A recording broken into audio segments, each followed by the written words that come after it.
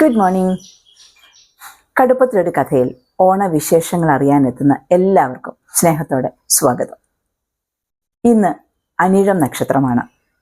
ലോകമെമ്പാടുമുള്ള ജനങ്ങൾ പുതുവത്സരാഘോഷത്തിനായി കാത്തിരിക്കുന്നത് പോലെയാണ് നമ്മൾ മലയാളികൾ ഓണത്തിനായി കാത്തിരിക്കുന്നത്.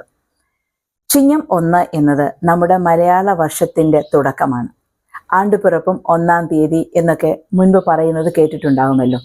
അതുകൊണ്ട് തന്നെ മലയാള പുതുവത്സരത്തോടൊപ്പം ഓണവും നമ്മളിലേക്ക് എത്തുന്നു എന്ന് പറയാം. കൊച്ചിയിലെ തൃക്കാക്കരയിലാണ് ഓണാഘോഷങ്ങൾ തുടങ്ങുന്നത്. മഹാബലി ചക്രവർത്തിയുടെ രാജ്യ തലസ്ഥാനമായിരുന്നു തൃക്കാക്കര. ഇവിടെ വെച്ചാണ് വാമനൻ മഹാബലിയെ പാതാളത്തിലേക്ക് താഴ്ത്തിയത് എന്നാണ് ഐതിഹ്യം.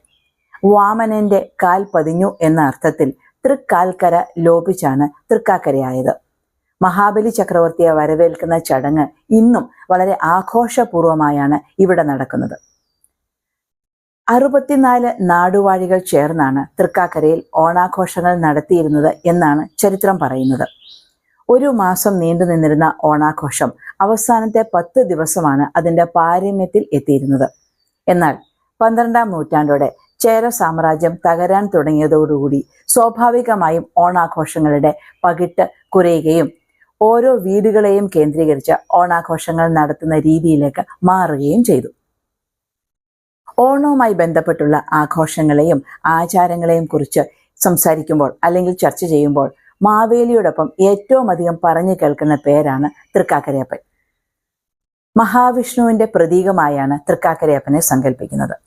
പ്രധാനമായും വടക്കൻ ജില്ലകളിലാണ് തിരുവോണ ദിവസം തൃക്കാക്കരയപ്പനെ ഒരുക്കുന്ന ചടങ്ങ് നടക്കാറുള്ളത്. ഉത്രാടം നാളിൽ തന്നെ ഇതുമായി ബന്ധപ്പെട്ട ആചാരങ്ങൾ തുടങ്ങുന്നു. മഹാബലിയെ വരവേൽക്കുന്നതിനായി വീട്ടുമുറ്റത്തോ ഇറയത്തോ ഉമ്മറക്കോലായിലോ ആയി തൃക്കാക്കരയപ്പനെ ഒരുക്കുന്നു. അരിമാവ് കൊണ്ട് കോലം വരച്ച് അതിനു മുകളിൽ കളിമണ്ണ് കൊണ്ടുണ്ടാക്കിയ രൂപങ്ങൾ പ്രതിഷ്ഠിക്കുന്നു. ചില സ്ഥലങ്ങളിൽ ഇതിനെ ഓണം കൊള്ളുക എന്നും പറയാറുണ്ട്. കളിമണ്ണ് കൂടാതെ മരം കൊണ്ടും തൃക്കാക്കരയപ്പനെ ഉണ്ടാക്കാറുണ്ട്. ചെറിയ പീഠത്തിൽ തൃക്കാക്കര തേവരെ സങ്കല്പിച്ചിരുത്തി തുമ്പക്കുടം, ദശപുഷ്പങ്ങൾ എന്നിവ കൊണ്ട് അലങ്കരിക്കുന്നു. കത്തിച്ച നിലവിളക്ക്, ചന്ദനത്തിരി, നാളികേരം, അവല്, മലര്, അട തുടങ്ങിയവയൊക്കെ ഇതിനോടൊപ്പം വെക്കാറുണ്ട്. തൃക്കാക്കരയപ്പനുമായി ബന്ധപ്പെട്ട പലതരത്തിലുള്ള ഐതിഹ്യങ്ങൾ നിലനിൽക്കുന്നുണ്ട്. വാദങ്ങളും വിശ്വാസങ്ങളുമൊക്കെ എന്തായാലും തൃക്കാക്കര അമ്പലവും പരിസരവും ഓണത്തോടനുബന്ധിച്ച് ആഘോഷ പരിവേഷം അണിയുന്നത് ഒരിക്കലെങ്കിലും അവിടെ നേരിട്ട് പോയി കാണേണ്ടതാണ്. ഉത്രാട ദിവസം നാക്കിലയിലാണ് തൃക്കാക്കരയപ്പനെ കുടിയിരുത്തുന്നത്. നാക്കില എന്താണെന്ന് അറിയാമല്ലോ. തുമ്പുള്ള തളിരിലയാണ് നാക്കില എന്ന് പറയുന്നത്. നടുവിലൊരു വലിയ തൃക്കാക്കരയപ്പനെയും ഇരുവശത്തായി 2 ചെറിയ തൃക്കാക്കരയപ്പന്മാരെയും കുടിയിരുത്തുന്നു. തുമ്പ, ചെമ്പരത്തി, ചെണ്ടുമല്ലി എന്നിവ കൊണ്ട് ഭംഗിയായി അലങ്കരിക്കും. ശർക്കരയും പഴവും തേങ്ങയും ഒക്കെ ചേർത്തുണ്ടാക്കുന്ന അടയാണ് പ്രധാനമായും അന്നേ ദിവസം നേദിക്കുന്നത്. ചിലർ ശർക്കരയ്ക്ക് പകരം പഞ്ചസാര ചേർത്തും ഈ അട ഉണ്ടാക്കാറുണ്ട്.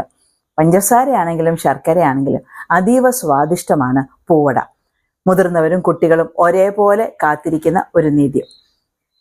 കളിമണ്ണ് നല്ലവണ്ണം കുഴച്ച ശേഷം നീളത്തിൽ അടിഭാഗം ചതുരത്തിൽ വരുന്ന വിധത്തിലാണ് സ്തൂപങ്ങൾ ഉണ്ടാക്കുന്നത്. ഏകദേശം 1 അടിയോടടുത്ത ഉയരത്തിൽ തന്നെ. അതിൽ 4 ഭാഗത്തും മുകളിലും ചില ദ്വാരങ്ങൾ ഇടാറുണ്ട്.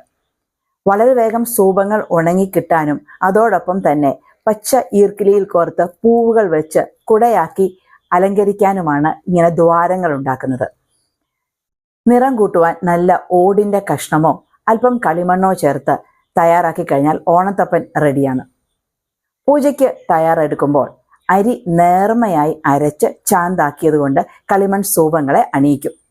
തൃക്കാക്കരയപ്പനെ വെച്ച് കഴിഞ്ഞാൽ രാവിലെ കുളിച്ച് ശുദ്ധമായാണ് പൂജകൾ നടത്തുന്നത്.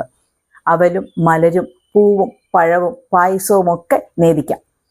ഓണത്തപ്പൻ, തൃക്കാക്കരയപ്പൻ എന്നീ പേരുകളിലൊക്കെ അറിയപ്പെടുന്ന വാമനമൂർത്തിയുടെ നേദ്യത്തിനായി കുട്ടികളും മുതിർന്നവരും ആകാംക്ഷയോടെ കാത്തിരിക്കാറുണ്ട്. ഓണവുമായി ബന്ധപ്പെട്ട് പലതരത്തിലുള്ള ആചാരങ്ങളും അനുഷ്ഠാനങ്ങളും നിലവിലുള്ളത് ഇപ്പോൾ നമ്മൾ കണ്ടല്ലോ. കേരളത്തിന്റെ ഓരോ ഭാഗങ്ങളിലും ഓരോ തരത്തിലുള്ള വിശ്വാസമാണ് നിലനിൽക്കുന്നത്. പ്രാദേശികമായി അതാത് സ്ഥലത്തുള്ളവർ അവയെ ഹൃദയത്തോട് ചേർത്ത് വയ്ക്കുകയും ചെയ്യുന്നു. മലയാളികളുടെ ഏറ്റവും വലിയ ആഘോഷമായ ഓണത്തോട് ഏറ്റവും അധികം ഇഴ ചേർന്ന് കിടക്കുന്ന മിത്തിക്കൽ ഇമേജറി തൃക്കാക്കരയപ്പൻ തന്നെയാണ്. ഇന്ന് നമുക്ക് ഇവിടെ നിർത്താം. നാളെ മറ്റൊരു ഓണവിശേഷവുമായി കടുപ്പത്തിലൊരു കഥയിൽ ഇതേ സമയം കാണാം.